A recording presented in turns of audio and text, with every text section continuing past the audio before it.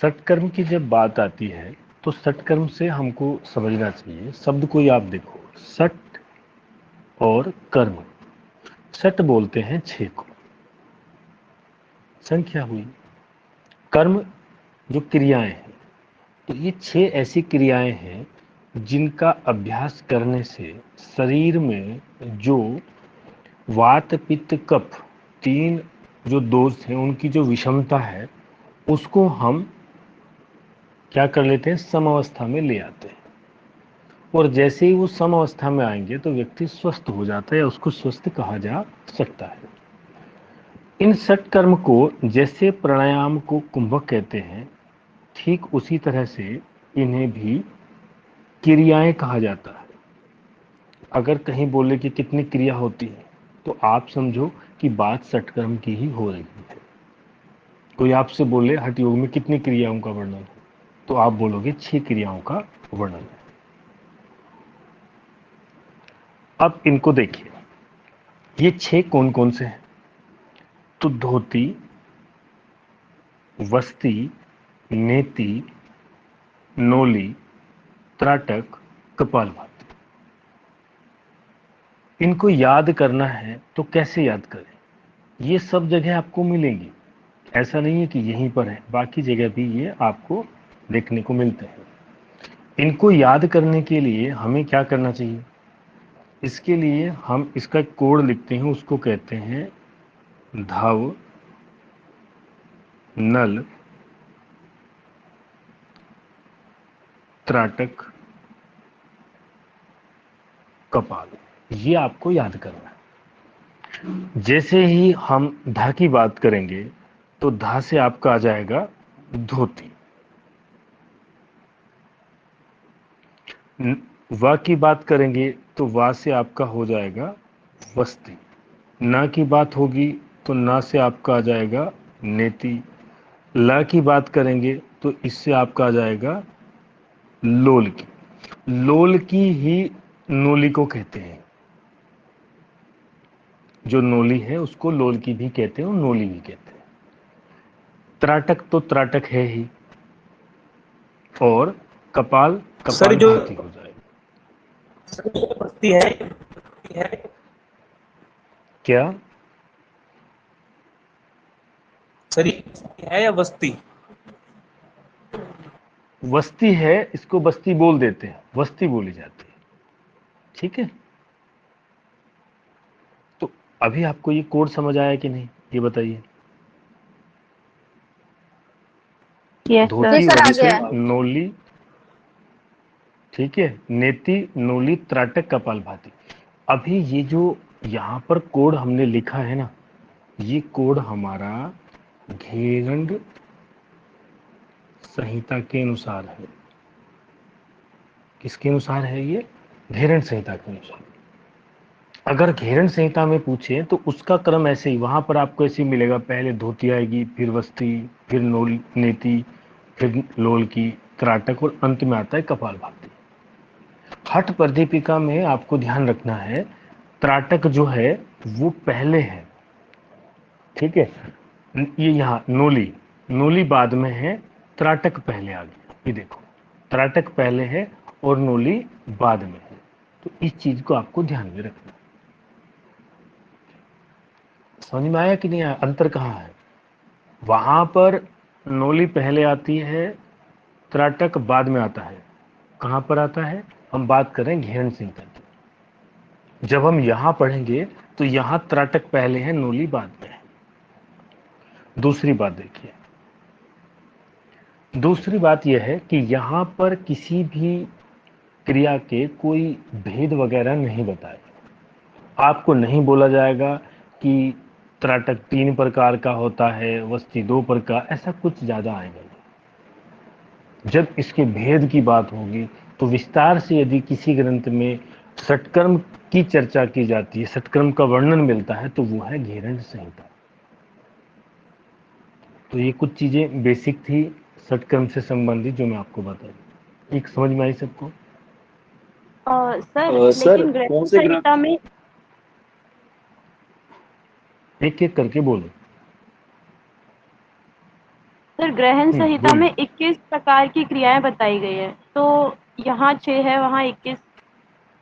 21 इसका नहीं टेस्टिंग है, क्या वो भेद है उनके, भेद सहित 21 बोल रहे हो। ठीक है ना। है? अब ओके जैसे सर। उत्तराखंड है, उत्तराखंड में 13 जिले, अब कोई बोल दे अगर आप जाओगे तो वहां 13 उत्तराखंड मिलेंगे, 13 उत्तराखंड नहीं है, उत्तराखंड एक है, जिला 13 है उसके। ठीक है। तो ओके सर। उत्तराखंड के अंदर जिले आए ना, इसी तरह से क्रियाओं के अंदर उसके उपभेद है वो। क्लियर हुई बात? और कोई? सर कौन से ग्रंथ में त्राटक पहले आएगा? घेरन संहिता में।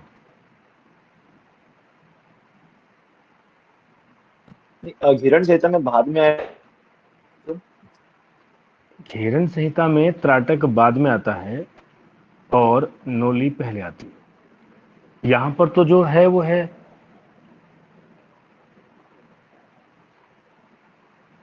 क्लियर हुई बात? समझ में नहीं आया तो दोबारा पूछो। सर रिपीट करना, आपकी वॉइस सर एक बार धीमी पड़ इसको रही है। रिपीट ही कर दो सर, ये समझ नहीं आया मुझे भी। देखो, हम आपसे ये कह रहे हैं कि जब षटकर्म की बात होती है तो उनकी संख्या है 6। ठीक है। क्योंकि सट का अर्थ होता है 6, कर्म का अर्थ होता है क्रिया, इसीलिए कई बार इनको क्रिया शब्द से भी बोला जाता है कि क्रिया या क्रियाएं कितनी हैं, ऐसा बोल देंगे। एक बात। दूसरी, अब इनका ये क्रम है ना, इसको याद करना है, तो याद कैसे करें? इसका एक कोड होता है। वो कोड घेरन संहिता को ध्यान में रखकर बनाया गया है। कोड कुछ इस प्रकार है: धव, नल, त्राटक, कपाल। ठीक है। जब इस कोड को हम एक्सप्लेन करेंगे, इसके बारे में आपको और बताएंगे, तो आप देखोगे सबसे पहले आता है धोती। धोती, तो धोती यहां पर भी है। ठीक हुई बात। उसके बाद आएगा वस्ती। वस्ती यहां पर भी है। फिर आएगा नेति, तो नेति भी ठीक है। इसके बाद आता है लोल की। ये जो लोल की है ना, इसी को नोली बोलते हैं। ये दो नाम है इसके। तो यहां पर नोली त्राटक के बाद है, ये ध्यान करना है। नोली किसके बाद है? त्राटक के बाद। घेरन संहिता में नोली पहले आती है, त्राटक आता है बाद में। यहां पर त्राटक नोली से पहले आया। कपालभाति जहां है वो वह का वहीं मिलेगा। तो अब आपसे एक प्रश्न पूछा जाता है कि घेरन संहिता के अनुसार घेरन एवं हठ प्रदीपिका में वर्णित षट कर्म के क्रम में भेद किस क्रिया में दर्शाया गया है? तो वो इन दो में दर्शाया गया है जो भेद आता है क्रम में। ये आगे पीछे हुए हैं, बाकी तो सब सेम है, बाकी सब अपनी जगह बने हुए हैं। अभी समझ आया? हो रहा है सर एक चीज। घिरण संहिता के जी सर समझ अनुसार में आ गया। सर घिरण संहिता के अनुसार जो त्राटक है वो बाद में आएगा। हाँ, घेरन संहिता के सर अनुसार त्राटक बाद और में सर आएगा। और दूसरा त्राटक पहले आएगा। अरे आप दूसरे पे क्यों जाते हो भाई? एक को याद करो, या तो आप हठ पर दीपिका को याद कर लो या इसको, दोनों को क्यों याद करना? आपने वो क्रम याद कर लिया तो उसमें बात करो कि घेरन में जाएंगे तो ये पीछे चला गया, बात खत्म। एक को ठीक याद ठीक करो ना, दोनों को जी याद सर करोगे तो फिर तो गड़बड़ हो जाएगा। जी सर। अभी हम घेरन संहिता फिर पढ़ेंगे, अभी तो आएगी ना और क्लियर होगा। तो आपने जो याद करना है उसमें आप याद करोगे कि सटकर्म का कोड क्या होता है, धव, नल, त्राटक, कपाल, ऐसा आपको बोलना है। सर क्या ला होता से है क्या भाई? बताया आपने? ला से होगा ला लोल से की। लोल की। लोल। तो ये आपका कोड हुआ। ठीक हो गया, अभी समझ आया? अब यस आप सर। देखो यहां पर भी एक चीज और आएगी। इन्होंने आपको षटकर्म के बारे में बताया, इस पूरे षटकर्म में कहीं पर गजकर्णी आया है क्या? नहीं आया। लेकिन ये गजकर्णी का भी वर्णन करते हैं। ये गजकर्णी क्या है? गजकर्णी के विषय में कहते हैं, गजकर्णी एक क्रिया है। कैसी क्रिया? गज बोलते हैं हाथी को, और करनी उसके अनुसार क्रिया करना। तो हाथी क्या क्रिया करता है? पहले जल भर लेता है अपनी सूंड में, फिर उसको निकाल देता है, अपने ऊपर डाल लेता है स्नान जब करता है। ये गज करनी। इसी तरह से बोलते हैं ये भी एक शोधन क्रिया। इसे शोधन क्रियाओं में नहीं रखा गया। यहां पर कहीं आपको दिखा क्या गज करनी? बताओ, है क्या कहीं पर गज करनी? नहीं आया ना? तो बोलते हैं इसको इनमें नहीं लिया गया, लेकिन इसका वर्णन किया गया है। करते कैसे हैं इसको? इसको ऐसे करते हैं कि पूरा जल लिया और उसको मुख में बिना हाथ दिए, कई बार हम कुंजल करते हैं ना तो उंगलियां डालते हैं मुंह में, वो नहीं करते। बिना उसके जो है पूरे जल को मुख से बाहर निकालना, तो इसको बोलते हैं गजकरण। ठीक है, जैसे सर गरारे करते हैं। वो अलग है, वो अलग है। मैं पहले कहा कि मुख में आपको हाथ नहीं डालना है। ठीक है, इतना कंट्रोल अपने उदर पर, पेट पर रहता है कि हम अंदर का जो जल है उसको प्राणवायु से सीधा बाहर निकाल देते हैं। ठीक, तो ये एक क्रिया। अब ये यहाँ पर सर कुंजल और गजकर्णी में क्या डिफरेंस है फिर? अरे कुंजल पर पहुंचने तो दो, अभी कुंजल पर जाएंगे। अभी ये 5-6 जो है इनको कर लेने दो, उसके बाद में सारे डाउट आ जाएंगे। ठीक है, जो मन में सर आता है लिखते वमन चलो। धोती किसे कहते हैं? अरे भाई, आप जो जो मन में आता है भी सब लिख लो, षटक्रम में सब आएगा। ठीक है ना, आप लिखो वमन किसे कहते हैं, ये मुझे पूछना है। ठीक है, कुंजल में और गजकर्णी में क्या अंतर है ये भी मुझे पूछना है। लिख लो सारी चीजें। बीच में क्या है कि फिर वो रिदम टूटता चलेगा, बाद में हम आपको समय देंगे। आपके लिए तो ये सारा तामझाम है यहाँ पे, क्यों घबराते हो भाई? देखो, अब ये यहाँ पर स्पष्ट करते हैं कि इस सत्कर्म की आवश्यकता क्या पड़ी। ये सत्कर्म इन्होंने जो योग की पद्धति थी, हठ योग की, चतुरंग योग, उसमें तो लिया नहीं, तो इसको एक तरह से विकल्प के तौर पर रखा हुआ है। तो ये कहते हैं कि इसको कौन करे, इस सबके लिए अनिवार्य नहीं है, केवल उनको करना है जिनके शरीर में कफ की अधिकता है या विषमता है, वो इन क्रियाओं को करे। और जिनके शरीर में त्रिदोष की समानता है, वो स्वस्थ मानते हैं अपने आप को, उनको इनके अभ्यास की कोई आवश्यकता नहीं है। ठीक है, यहां से आपसे प्रश्न कैसे पूछा जाएगा? वो कहते हैं कि स्वात्मा राम के मतानुसार सत्कर्म है अनिवार्य, ठीक है, वैकल्पिक, ऐच्छिक या उपरोक्त में से कोई नहीं। तो तब आप बोलोगे कि वो वैकल्पिक है, ऐसा करके। ठीक हुआ? अब हम इन 6 के 6 अंगों को देखते हैं कि किसका मतलब क्या है। मैं आपको पहले ही बताया, यहां पर किसी क्रिया के कोई भेद नहीं बताए गए। जैसे आप में से अभी किसी ने कहा था ना कि घेरन संहिता में तो 21 क्रियाएं मिलती हैं, तो वहां पर धोती की बहुत सारी जो है वो उपभेद है, यहां पर नहीं मिलेंगे। जहां पर केवल आपको धोती से धोती ही तात्पर्य है, उसमें केवल आपको बताया जाएगा कि देखो 4 अंगुल चौड़ा एक कपड़ा होता है, 15 हाथ इसकी लंबाई है,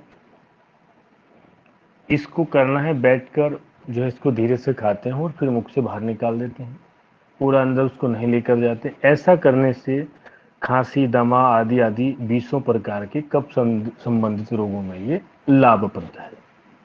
तो आपको केवल इसकी लंबाई और चौड़ाई याद करनी है। यहां से कोई भेद नहीं बताया। वहां पर आओगे, वहां पर जाओगे तो कई भेद हैं। इसके बाद आता है वस्ती या बस्ती, एक ही बात है। इसमें कहते हैं कि जल पर्यंत, जल में स्थिर होकर गोदा में एक नली डालकर उत्कट आसन करते हुए साधक गोदा को संकुचन करता है। जैसे एनिमा दिया जाता है ना, एनिमा जैसी ये क्रिया है। एनिमा में औषधि का उपयोग किया जाता है, इसमें किसी औषधि का उपयोग नहीं किया जाता। जब इसे यहां पर तो केवल जल वस्ती की बात की गई है, क्योंकि ये वस्ती किसमें ली? जल में। जब इसको जल पर लेते हैं तो जल वस्ती, और जल से बाहर कहीं लेते हैं तो उसको बोलते हैं स्थूल वस्ती। दो तरह की होती है, ये दोनों भेद आएंगे घेरन संहिता में। तो यहां पर केवल जल वस्ती की बात है। इसके बाद देखिए नेति। नेति किसे कहते हैं?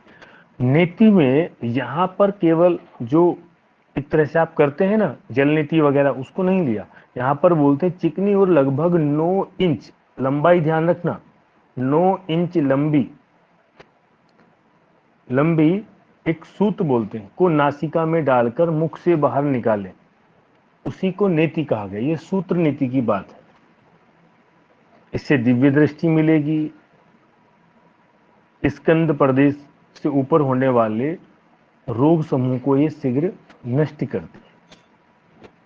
त्राटक। त्राटक किसे कहते हैं?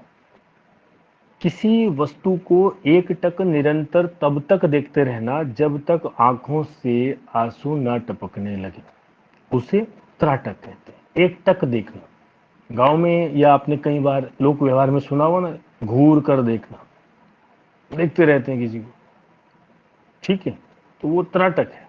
लेकिन उसके परिणाम बहुत घातक हो जाते हैं।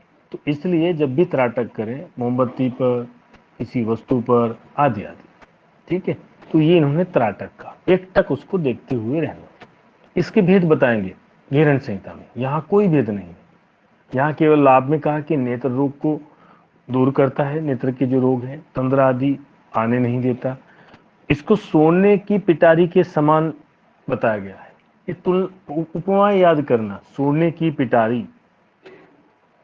की तुलना किस सटकर्म की से की गई है? तो त्राटक से की गई है।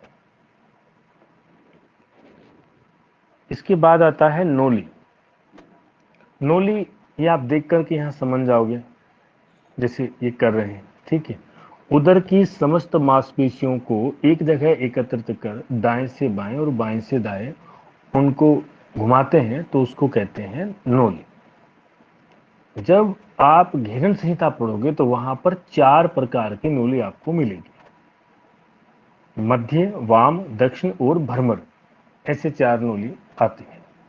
तो जो भ्रमर नोली है, जिसमें घुमाया जाता है, उसको इन्होंने यहाँ नोली के रूप में ग्रहण किया। कहते हैं दाहिने से बाईं ओर और बाईं से दाएं घुमाना चाहिए उधर को, इस प्रकार से। इससे जठराग्नि प्रदीप्त होती है। और कपालभाति लोहार की धोकनी के समान शीघ्रता से रेचक पूरक करने से कपालभाति होता है। तो ये इन्होंने शीघ्रता के साथ बोला है। तो ये यहां पर कुछ चीजें आई।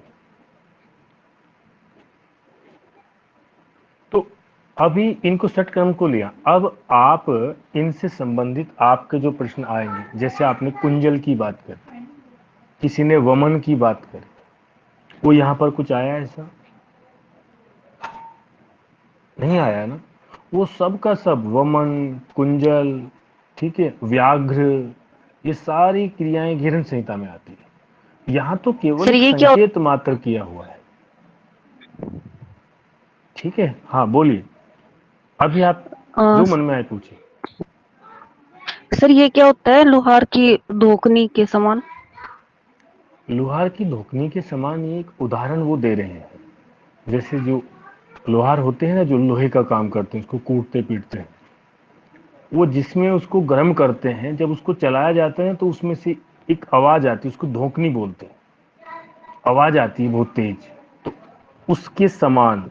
तो इसी तरह से कहते हैं कि जब कपालभाति करें वो रेचक पूरक तीव्रता से करते हैं, जैसे ऐसे करेंगे ना तो ये तेजी के साथ चलना चाहिए, कहीं उसमें ठहराव ना हो, ऐसा बोलते हैं।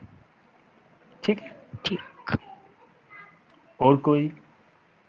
सर इसमें जो पूरक हम कर रहे हैं वो स्वतः ही होगा या फिर पूरक भी हमें पूरी तरह करना है रेचक के साथ? नहीं नहीं, पूरक तो स्वतः ही होता रहेगा, केवल रेचक पर ध्यान दिया जाता है कपालभाति में। सर भ्रमणध्वनि सर रेचक, रेचक हेलो, बोलते हैं श्वास को छोड़ना। अब याद आएगा बाहर भाई, निकलना। इसके बाद प्राणायाम पे ही आएंगे यहाँ पे ना, पहले रेचक पूरक ही बताएंगे आपको, उसके बाद बाकी चीजें।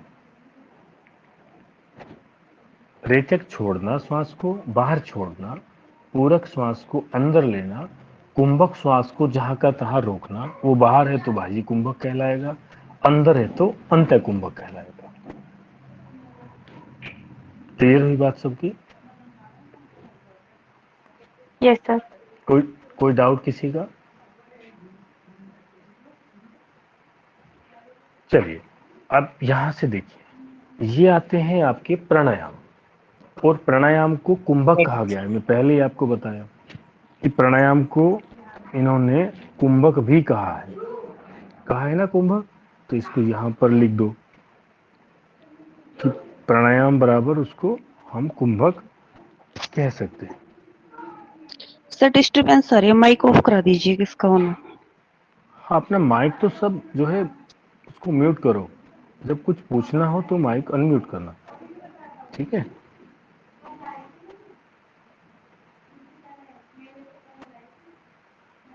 ये कुंभक है, प्राणायाम को ही हम कुंभक भी कहते हैं। हठ प्रदीपिका में 8 प्रकार के कुंभक का वर्णन है, इसी को अष्ट कुंभक बोलते हैं। कितने कुंभक का वर्णन है? अरे अनम्यूट करके बोलना चाहिए। 8 प्रकार। 8 प्रकार का। 8 प्रकार के कुंभकों का वर्णन है। अभी आप एक चीज को ध्यान में रखना, ये जो 8 कुंभक हैं जिसको अष्ट कुंभक कहा, कुछ चीजें ऐसी होती हैं वो हमको सभी जगह मिलती हैं, तो उनको हम एक बार याद करेंगे, बार बार याद नहीं करेंगे। जैसे ये 8 जो कुंभक हैं, इनमें से 6 कुंभक, 6 प्राणायाम ऐसे हैं जो आपको हर जगह मिलेंगे। वो हठ प्रदीपिका हो, घिरन संहिता हो, हठ रत्नावली, सब जगह मिलेंगे, कोई अंतर नहीं आएगा। तो उन 6 प्राणायाम को हमने यहां लिखा है, जिसका कोड हो जाता है सभा, उमा की सभा में सर्प, ये अलग कोड है। देखो, उमा की सभा में सर्प। तो उमा की सभा, जो भी प्राणायाम की बात होगी वो उमा की सभा में ही होगी। उमा को, आप में से तो कोई उमा तो है नहीं ना, कभी गड़बड़ हो जाए भाई, ठीक है? बुरा नहीं मानना, याद करने की दृष्टि से है। तो उमा की सभा में प्राणायाम की ही बात होती है, तो ऐसा करते हुए आपको ये कोड याद करना। तो उमा की सभा में सर्प, ठीक है? अब इसको देखो, इन प्राणायामों को, ऊ से क्या हुआ? अब आप बोलोगे जिन प्राणायाम को बताओ, देखो यहां पर एक चीज और लिखी हुई है, सा से दो चीजें आएंगी, भा से भी दो, भा का मतलब 2 प्राणायाम, भस्त्रिका और भ्रामरी, ठीक है? लिखते चले, लिख ही देते हैं। भ से 2 प्राणायाम आएंगे आपके, भस्त्रिका और भ्रामरी। ऊ से आ जाएगा आपका उज्जयी, उज्जयी आ गया। म से आपका आ जाएगा मूर्छा, मूर्छा प्राणायाम सुना होगा ना, मूर्छा। और सा से आपका आ जाएगा, सा से आपका आएगा सिद्धकारी। कोई बात नहीं, अभी पढ़ाएंगे तो सुन लेना आपने उसको, कोई बात नहीं, समझ भी लेना, दोनों काम हो जाएंगे, ठीक है? सा से आ जाएगा इसमें आपका जो सा से प्राणायाम है, सा से बोलते हैं। एक है शीतकारी और दूसरा है पा से है पलावनी। ये दो प्राणायाम है, सर्प करके जिसको बोला। पहले जो दो प्राणायाम आए बोले इनका क्या, इनका भी है भाई। ये जो यहां पर दो है, दो सा है, एक का हो जाएगा सूर्य भेद। सूर्य भेद बोलो, सूर्य भेदी बोलो, एक ही बात है, ठीक है। और दूसरा स से आ जाएगा शीतल। तो समझ में आया। जैसे ही हम बोलते हैं उमा, तो उमा से क्या होगा, उज्जयी, मां से मूर्छा। सर ये भय से भस्त्रिका है। हाँ, भा से दो प्राणायाम है, भस्त्रिका और भ्रामरी। तो ऊ से उज्जयी, मूर्छा, फिर सा से दो चीजें आ जाएंगी, सूर्य भेदी और शीतली।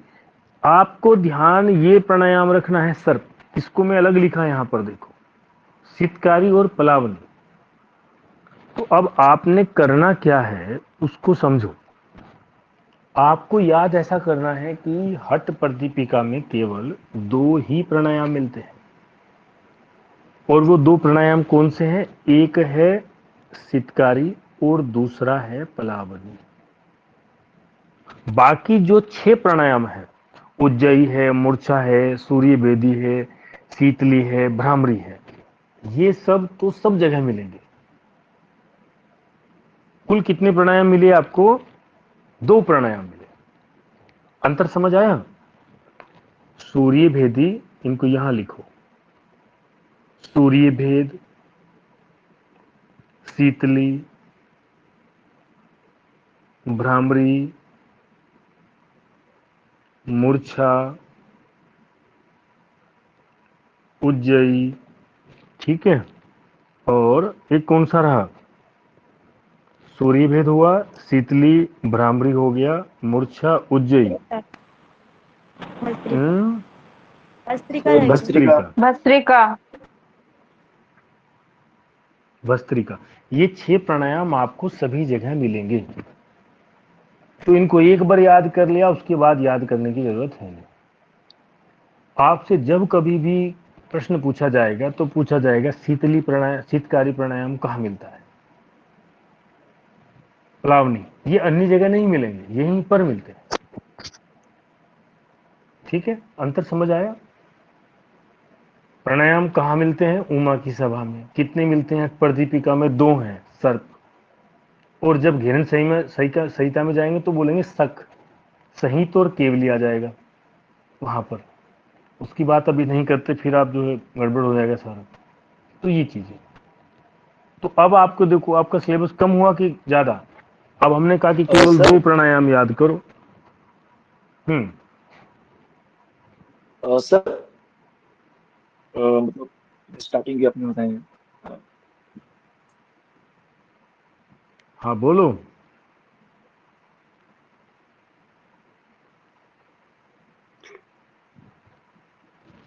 सर ये कोड समझ नहीं आया। उमा की सभा में सर्प, और जो आपने लिखवाया है वो अलग है, ये कोड अलग है। कोड समझ नहीं आया तो समझाएंगे उसको, उसमें क्या है? देखो समझो, ऊ से आपका हुआ उज्जयी। अच्छा, ये आगे पीछे भी हो सकता है, जैसे आपने स्टार्टिंग में दूसरा बताया ना। मैं तो इधर से समझाया ना। स्टार्ट।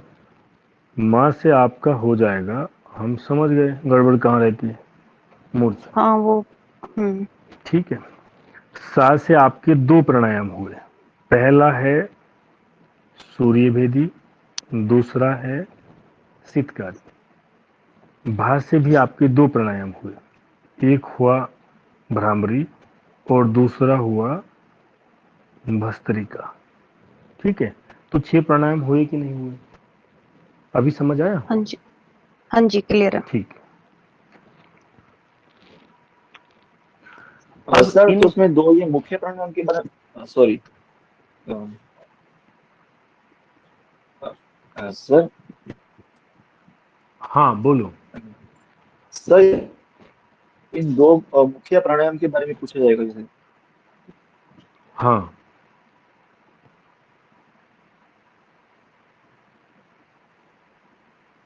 अरे पूछना क्या चाह ये तो बताओ, पूछना क्या था? सर पूछना यही था, जैसे में कोई क्वेश्चन आएगा प्रकार से आएगा, और कि इसमें से दो मुख्य प्राणायाम के बारे में, कौन सा मुख्य प्राणायाम है इसमें? अ, ऐसा नहीं आएगा। अगले मुख्य वो क्यों कहेगा कि मुख्य या गौण ये है? उसमें तो सभी मुख्य हैं। आप जी हम भी तो थोड़ा अपना विवेक लगाएंगे ना। जो चीजें हमको सब जगह मिलती हो उसको कोई क्यों पूछेगा, बताओ। यस भाई आप जो है, कोई उत्तराखंड से मान लो, कोई यहाँ है मान लो, कोई व्यक्ति कर्नाटका से चला, ठीक है, और उत्तराखंड पहुंचा, तो यहाँ क्या है? यहाँ तो गर्मी वगैरह सब ज्यादा रहती है, तो यहाँ पर उसको बर्फ दिखाई देगी, नदियां दिखाई देंगे, पहाड़ दिखाई देंगे, तो उनको देखकर बोलेगा ना बहुत अच्छी चीज है। तो यहाँ पर भी वो सब चीजें मिली जो यहाँ थी, तो उसको इस यात्रा का लाभ क्या हुआ? कुछ भी नहीं हुआ। तो जो चीजें समान होती हैं उनका महत्व उतना नहीं रहता। विशेष जो वहां पर नहीं थी यहाँ है, वो विशेष हो जाती है, उसी को पूछा जाता है। कोई व्यक्ति 7 दिन दाल रोटी खाए, उसको कौन बताता है? एक दिन जिस दिन वो पनीर बनाएगा उसका बखान करेगा, बोले जी आज तो विशेष है। ऐसा ही तो होगा। तो ये विशेष है दोनों, ये दोनों क्या हुए? विशेष है। अभी समझ आया? Yes sir yes. तो अब हम इन सबकी विधि देखेंगे। विशेष रूप से आपको ये ध्यान रखना है, मैं फिर से बोल रहा हूं कि जब भी हठ प्रदीपिका की बात हो तो आप बताएंगे कि वहां पर सितकारी और पलावनी प्राणायाम मिलता है। ठीक है, देखिए, सूर्य भेद। सूर्य भेद किसे कहते हैं? सूर्य भेद प्राणायाम हमारी जो नासिका है, ठीक है, हमारी नासिका, अगर हम बात करें राइट की, तो इसको बोलते हैं सूर्य नाड़ी। सूर्य नाड़ी बोलते हैं। लेफ्ट की बात करें, इसको बोलते हैं चंद्र नाड़ी। ये बात हम पहले कर चुके हैं। अब इसमें अगर आप देखो, बात आई है भेदन की। बात किसकी आई है? भेदन की बात आई। जब हम भेदन करते हैं, ठीक है, भेदन किसको कब कहते हैं? आप पहले भेदन का कॉन्सेप्ट समझो। ये सज्जन यहां पर खड़े हुए हैं, ठीक है, इनका नाम रावण है। इधर ये सज्जन है, इनको हम राम कह देते हैं। इन्होंने धनुष उठाया और इनकी ओर चलाया। ये धनुष चल रहा है कि नहीं चला? दिखाई दे रहा है। अब ये तीर इनको भेद गया, तीर हुआ पार, तो भेदन कहेंगे कि नहीं कहेंगे? इस तीर से इनका भेदन हुआ। और अगर तीर इन तक पहुंचे ही ना, तो भेदन संभव है नहीं। तीर लगे और गिर जाए तो भी भेदन संभव नहीं है। तीर भेदन कब हुआ? जब वो पार हो जाए तो भेदन होगा। ठीक, अब नीचे आओ, देखो। तो जैसे ही हम श्वास लेते हैं तो हम क्या करते हैं? दाई नासिका से लेते हैं, बाएं से लेते हैं। ये पूरा दिन दोनों काम करती रहती है। तो इसमें जब हम सूर्य भेद की बात करेंगे तो इसमें हम दाई नासिका से श्वास लेंगे। बाई नासिका आपकी बंद है, उसको बंद किया हुआ है आपने। और जैसे ही हम दाई नासिका से श्वास लेते हैं, वो श्वास इसका भेदन करता है। किसका? दाई नासिका का, क्योंकि इसमें सूर्य का स्थान बताया, उसका भेद होगा। अब जैसे ही सूर्य का भेद होगा तो ऊष्मा उत्पन्न होगी, गर्मी उत्पन्न होगी। फिर उसके बाद हम श्वास छोड़ किससे देंगे? लेफ्ट से। लेफ्ट से हम श्वास छोड़ देंगे। तो ये प्रक्रिया कहती है सूर्य भेदन या सूर्य भेदी प्राणायाम। समझ में आई बात? चंद्र भेद की बात होगी तो हम लेफ्ट से श्वास लेंगे और राइट से छोड़ सर देंगे। एक बार सर दोबारा रिपीट कर दीजिए सर। जब हम सूर्य भेद की बात करेंगे तो उसमें हम दाएं से श्वास लेंगे, दाई नासिका से, ठीक है, और दाई नासिका से श्वास लेते हैं, क्योंकि इसको हम सूर्य का स्थान कहते हैं। तो जैसे ही वो अंदर जाएगी तो शरीर में उष्मा उत्पन्न होगी, और उस उष्मा के कारण हम कहते हैं कि कहीं ना कहीं सूर्य का भेदन हुआ है, ऐसा हम मानते हैं। तो शरीर में उष्मा उत्पन्न हुई, शरीर में जैसे ही उष्मा गर्मी उत्पन्न हुई तो उसको अगर हम इसी से वापस करेंगे तो गड़बड़ हो जाएगा। उसको श्वास को छोड़ते कैसे हैं? बाई नासिका से। बाई नासिका से श्वास बाहर। ये एक आवृत्ति हुई, एक चक्कर हुआ, इसको बोलते हैं सूर्य भेद या सूर्य भेदन प्राणायाम। सबको समझ आया? Yes sir. जी सर, समझ आ गया। इसके ठीक विपरीत अगर हम बात करें, कोई बोले जी चंद्रभेदी बताओ, तो चंद्रभेदी में हम क्या कहेंगे? इधर चंद्रमा है जी, तो चंद्रमा में हम इधर से श्वास लेंगे, और जैसे ही हमने श्वास ली तो शरीर में शीतलता का अनुभव होता है, तो हम मान लेते हैं कि कहीं ना कहीं चंद्रमा का भेदन हुआ है, और श्वास छोड़ते हैं हम राइट से। तो इस प्रक्रिया को कहते हैं चंद्रभेदी या चंद्रभेदन प्राणायाम। तीसरी बात, आपके बहुतों के मन में होगा नाड़ी शोधन क्या है जी, उसको भी बताओ।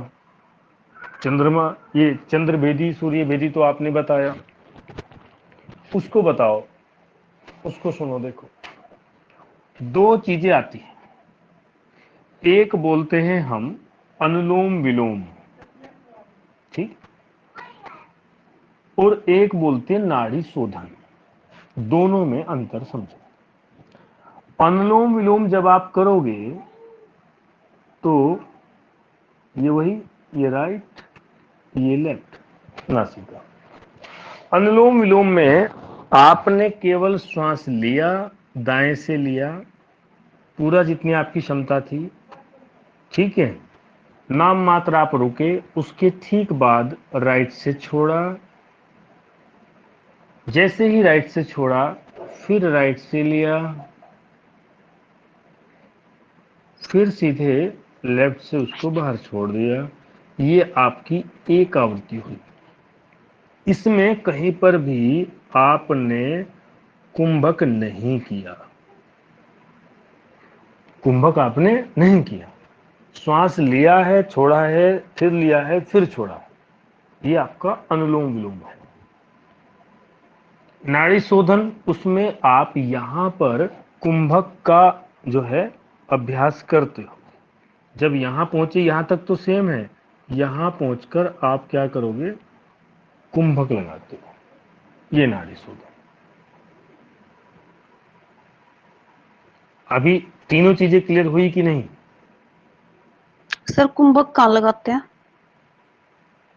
कुंभक यहां सर का क्लियर मतलब हो जैसे गया। आपने दाएं से श्वास लिया तो रुकेंगे, फिर रुकने के बाद अपनी क्षमता के अनुसार फिर श्वास छोड़ेंगे, फिर रुकेंगे, फिर श्वास लेंगे, फिर कुंभक, फिर छोड़ते हैं, ऐसे चलता है। जो हम रोकेंगे वो कुंभक लगेगा। हाँ, जब भी आप श्वास को रोकते हैं उसको कुंभक कहते हैं। बाहर श्वास है तो बाह्य कुंभक, अंदर है तो अंतर कुंभक, ठीक है। जी। ये आपकी चीजें भी छोटी है, देखो इसको और बताते हैं। प्राणायाम के 3 भेद होते हैं, ठीक है। उसमें एक होगा, जैसे प्राणायाम जो है वो 3 चीजों पे टिका हुआ है। पहला होता है पूरक, दूसरा होता है रेचक, तीसरा होता है कुंभक, ठीक है। पूरक, रेचक, कुंभक, इसका एक अनुपात भी बताया जाता है कि एक अनुपात कैसे प्राणायाम हमको करना चाहिए। तो बोलते हैं 1:4:2 रेशो। कैसे? कि जब ये आपका आएगा, इसको बोलेंगे पूरक, कुंभक, रेचक।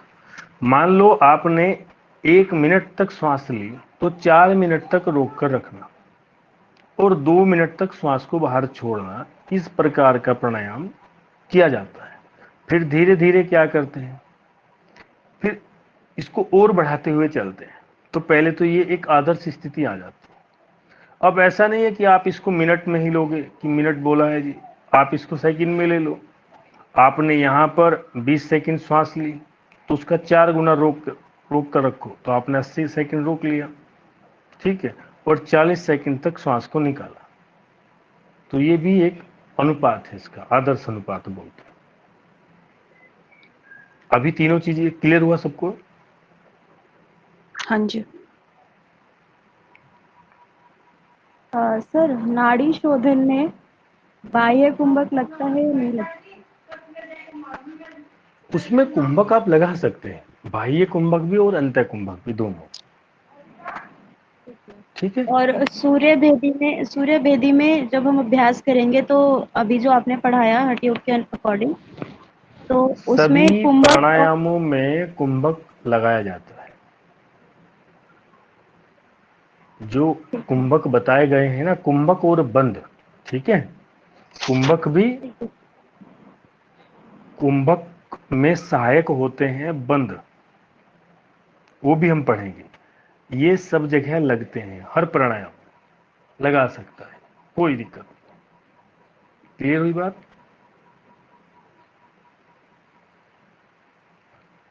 चलिए, तो अब इसके बाद आता है यहाँ पर भस्त्रिका। नहीं, अभी तो उधर ही थे हम। अभी तो आपको एक प्राणायाम बताया है, सूर्य वेदी। इसके बाद दूसरा प्राणायाम है मेरी शीतली। हेलो, कौन कुछ पूछ रहे हैं? हाँ जी सर। हाँ सर, हाँ मैं हाँ, अनुलोम बोलिए। विलोम प्राणायाम के रहेगा या नहीं? अनुलोम विलोम प्राणायाम के अंतर्गत आएगा या नहीं? अरे ऐसा बोलो, अनुलोम विलोम प्राणायाम के अंतर्गत आता है नहीं? हाँ सर, यही तो बोल रहा हूँ मैं, यही तो बोल रहा हूँ, आवाज नहीं आ रही आपको? अनुलोम विलोम प्राणायाम के अंतर्गत नहीं आता, वो नाड़ी शोधन में ले लेते हैं, ठीक है। वो तो ओसन प्राणायाम नाड़ी की शोधन एक भी। प्रारंभिक तैयारी है, ठीक है।